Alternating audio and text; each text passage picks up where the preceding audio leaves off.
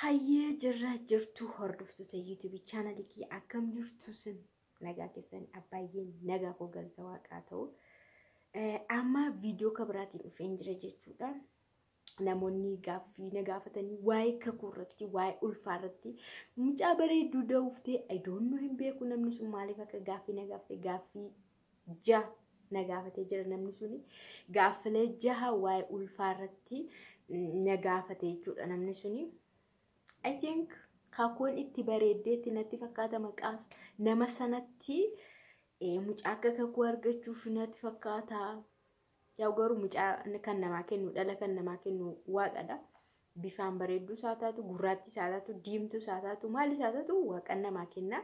Inni akkuma jirutti ta'e gaaffiin gaafatame garuu deebii nan deebisa jechuudha. Deebilee gaaffii na gaafatame fi anarraa na gaafatame waan ta'eef nan deebisa.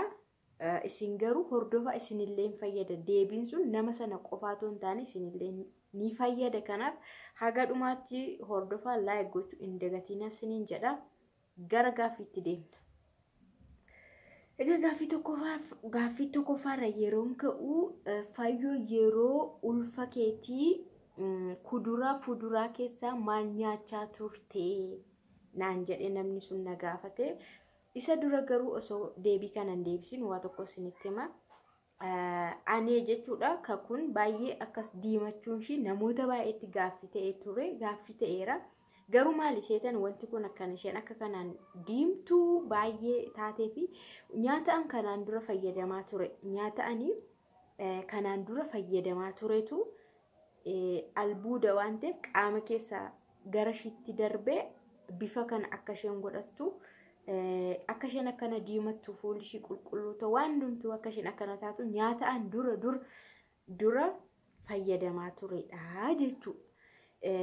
Kanuma wal qabatee jechuudha namni wayii biyya Chaayinaa dhaqee namichi sun Chaayinaa waggaa ta'e ture yeroo dhufu akkuma dhufee naati manaasaa ulfataate yeroo deessu mucaansaa just like Chaayinaa mu fakkaatti.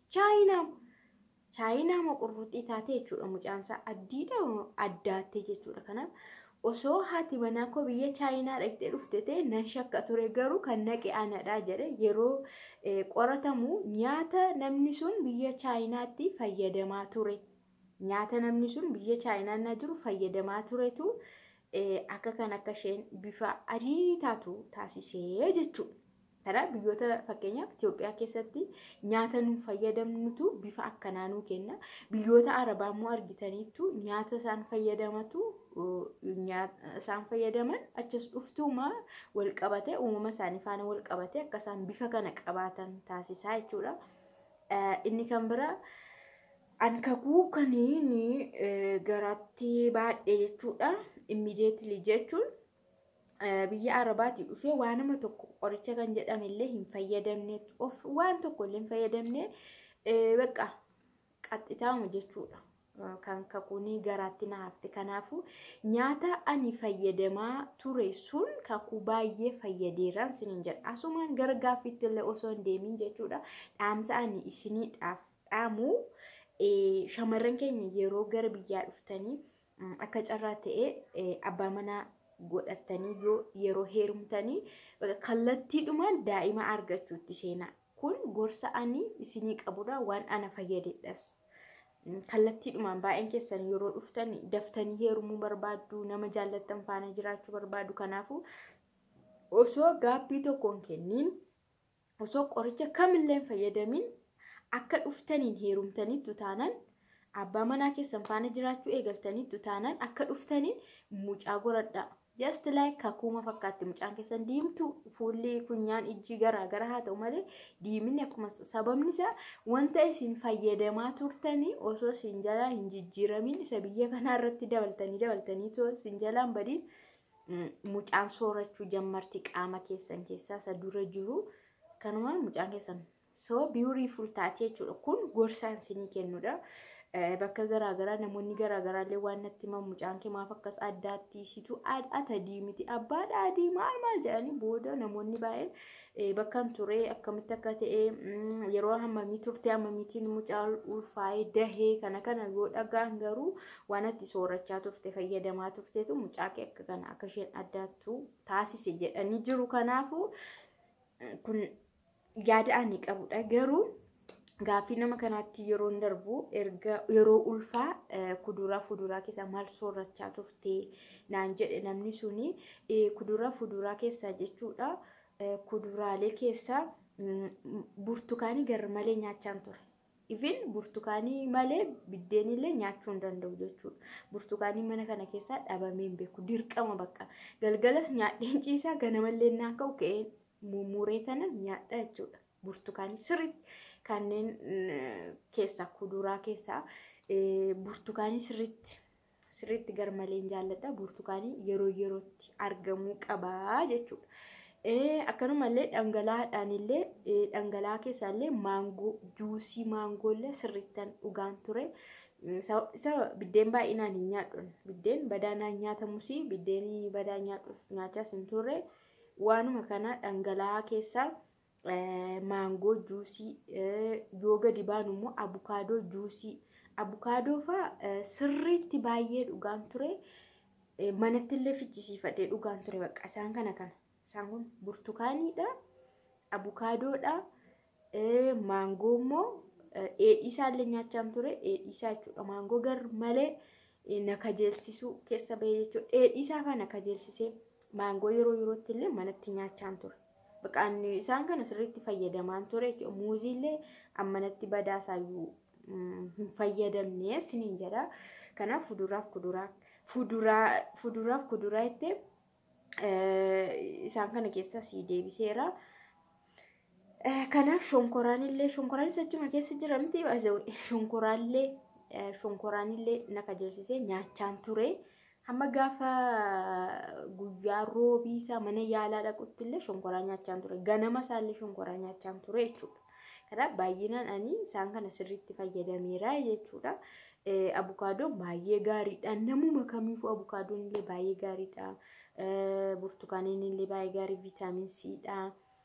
Maangoon faallee bakka warra kana fayyadamaan tureen siin jedha. Habiitti gaaffii keetiif deebiseera. Yeroo ulfaa ispoortii akkamii hojjette? Abadan ispoortii illee hojjedhee hin beekon. Waan jechuun fakkeenyaaf dubartoonni osoo hin beekin osoo hojii hojjetanii ispoortii hojjechaa jiru. Gadi jedhu ol ka'u achi deemu as deemu maal godhu sosochii qaama taasisaa oolu.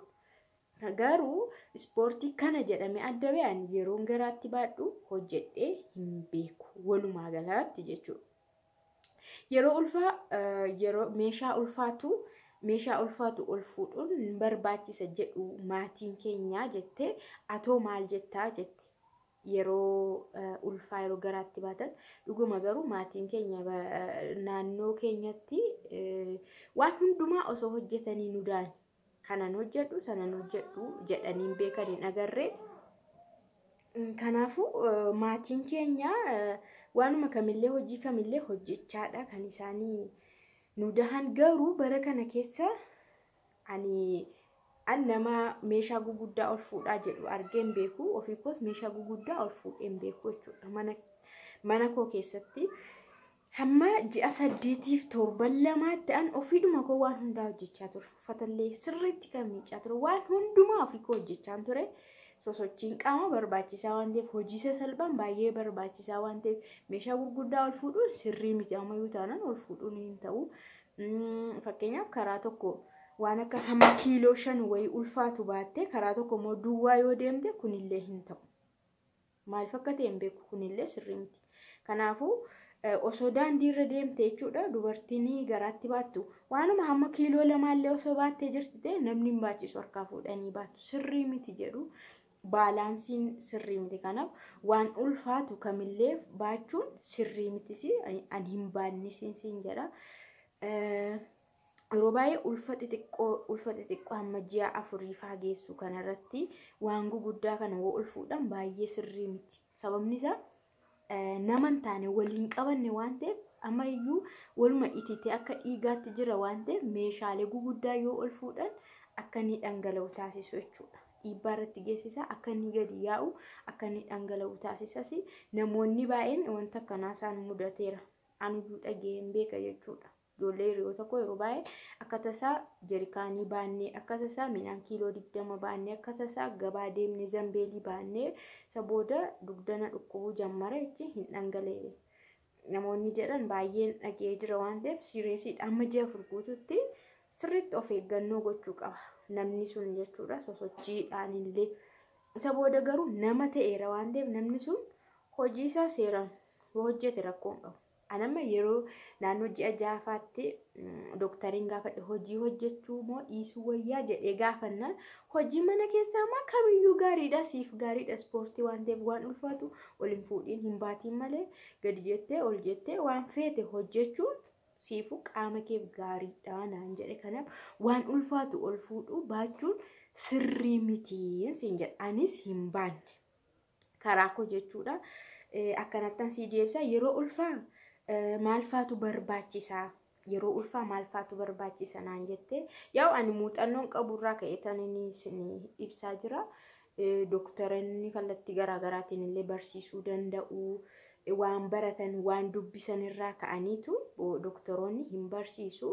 Isarra garuu nama isa baratee dhagahuurra isa waan sana keessa galee keessaa baheerraa immoo dhaga'uu nama tokko gaariidhaan jedhan akka kootti.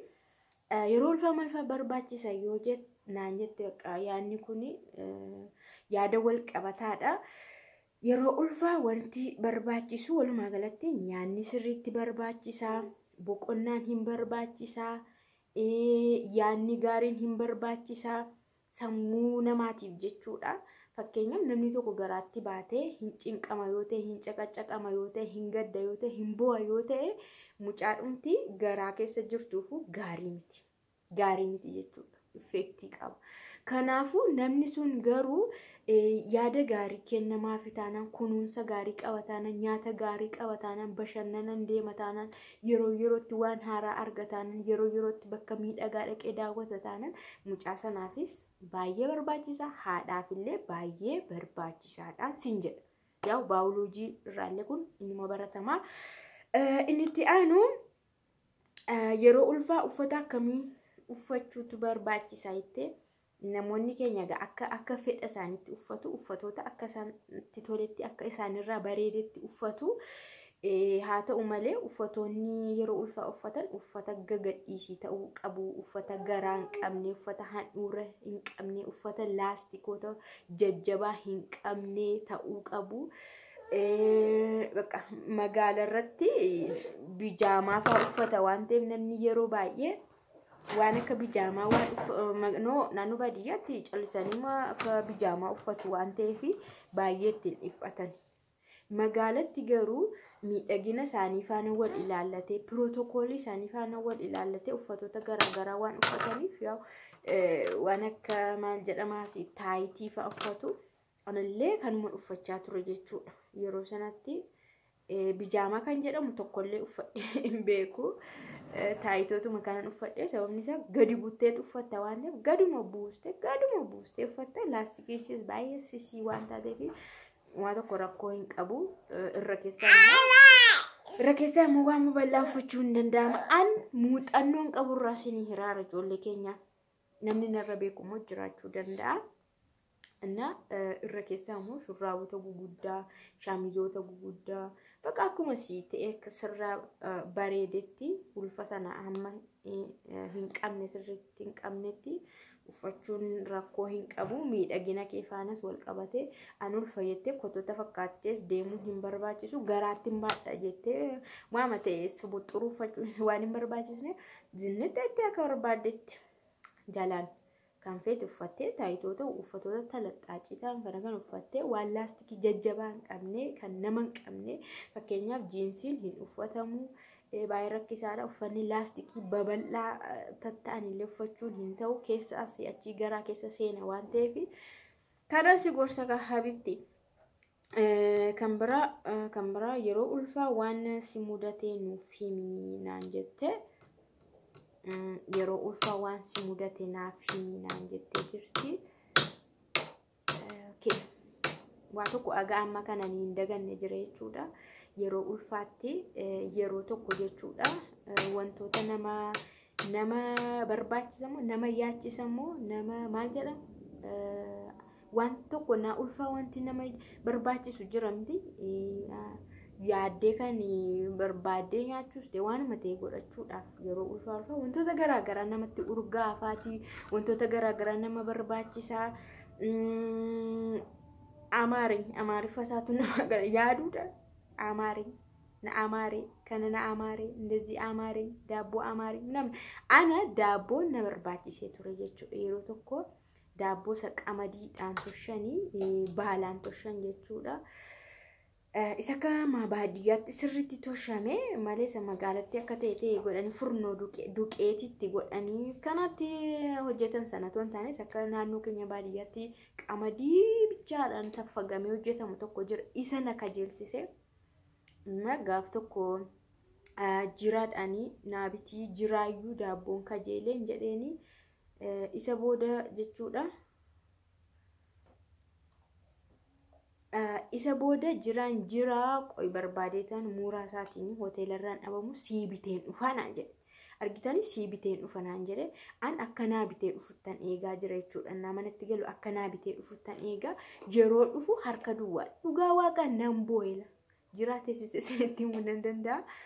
Yaa wanti kun waa'een ulfaa kun miiradha waan ta'eef yeroo isaatti nan boo'e innoo nahee isa booda ka'een naqeessi barbaadanna dukkanaa hirammootiin lakkin jedheeni.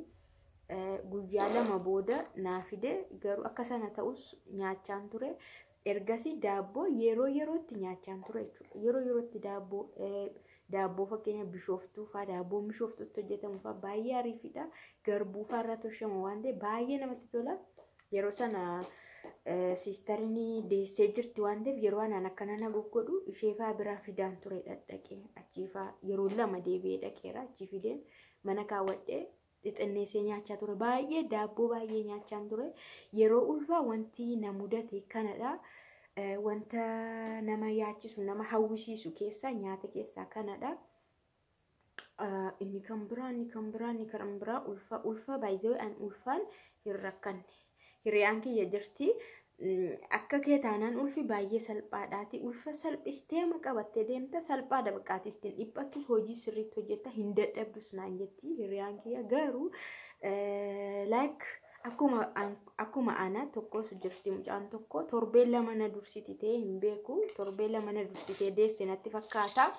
Isheen immoo ulfa ishii sana baay'ee itti ulfaata isheetti baay'ee dadhabsiisaa baay'ee maal ishee godha yoo ishee ilaaltu immoo mucaan kun jechuudha. Isheefillee hiriyaadha suma Finfinnee keessa jirti isheenillee. Isheemmoo yoo ilaaltu ulfa waan hin barbaachisu ati baay'ee nama dhiphista nama cinqita ulfa kee yeroo ilaalan jetti mucaa sanaanii. Kun egaa uumamaan namni yerootti waan tokko dandamachuu irratti hundaa'a. Namni fakkeenyaaf mata dhukkubbiidhaaf jedhee aadee dhukkubsatee ciisu jira.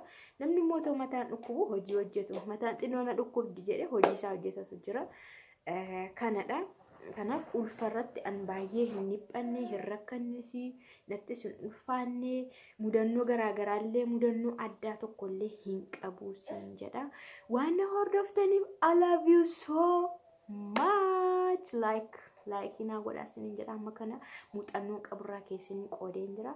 Yaa warreen kakuu jaallatan mucaa kakuu akka kakuu bareeddu ishee caala bareeddullee isiniif haa kennu waaqatu namaa kenna waan ta'eef kun harka namaa keessan jiru kennaa waaqaati. Kana fakkaata viidiyoon kiyya gaaffii mucayyoon gaaffii na gaafatte thank you so much. Anaallee waan baay'ee na yaadachiistee jirta akkasuma hordoftoonni kiyyallee dhaggeeffatanii waan isaan irraa baratan irraa qooddatanidha. Gaaffii baay'ee babbareeda na gaafatte siin galateeffadha galatoomi like.